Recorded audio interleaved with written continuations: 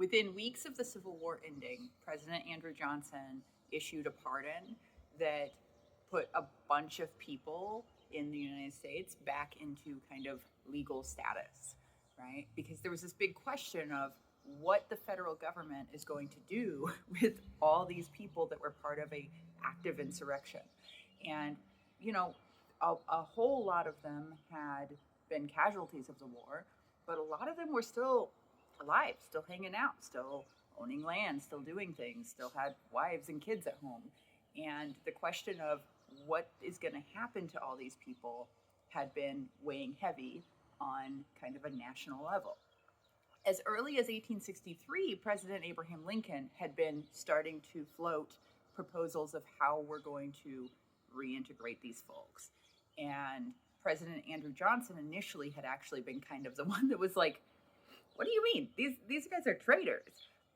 But after he became president, after Abraham Lincoln's end, this is suddenly Andrew Johnson realizes, I think, that this is a big problem, that you can't just, hold all these people truly accountable in a federal system because this is half the country. And so he issues this series of pardons. The first one on May 29th basically was for everybody who was not involved in leadership. And the big pieces of this one are that to be pardoned by this, which means that you can go back to your life and nobody's going to press any charges or be mad at you or carry on, you have to have not before the war been essentially in the military. Anybody that was trained in the Union federal government military and then joined the Confederacy was not pardoned by this. And you had to not have done certain really egregious things. So you couldn't have been running the prisons, the prisoner of war prisons, or doing other things that kind of put you at more of an epicenter. And you couldn't own more than $20,000 worth of property in 1865. Now, a lot of folks lost everything in the Civil War. So this is not how much you owned before the war. This is how much you owned after the war.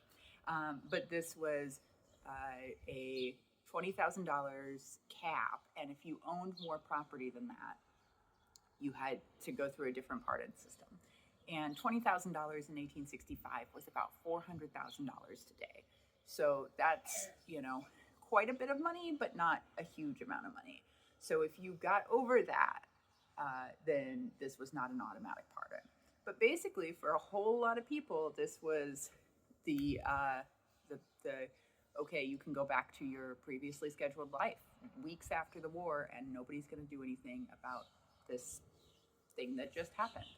When we're talking about Andrew Johnson's pardons, the May 29th, 1865 pardons of like all the low-level folks involved in the Confederacy, one of the things that I am constantly looking at and thinking about when it comes to these is this puzzle of when you have a rupture in society and then you're given the job of resuturing together back that society.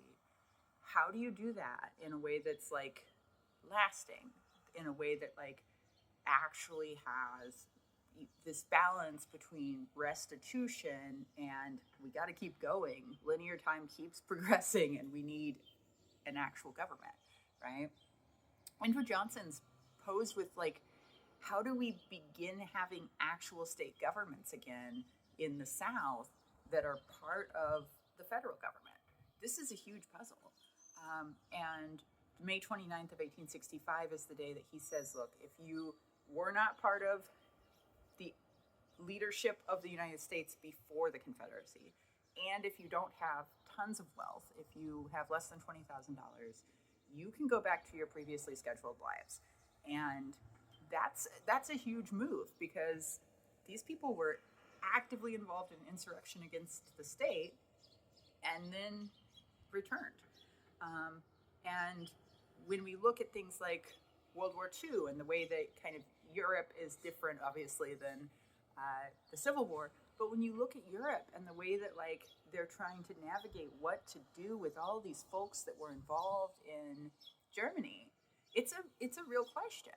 And you look at things like Casablanca, a decade after the uh, the end of World War II, Casablanca is re-released in Germany with edits that take out any reference to World War II from the film because they're worried about like sparking this sense of identity.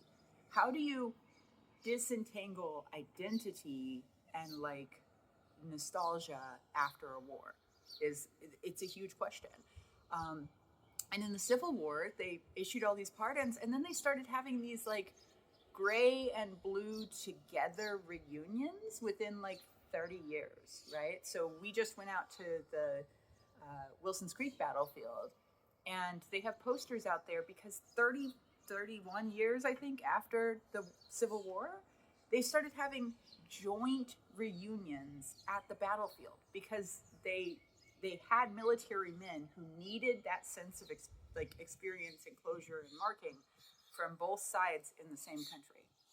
Huge puzzle, huge problem from like a,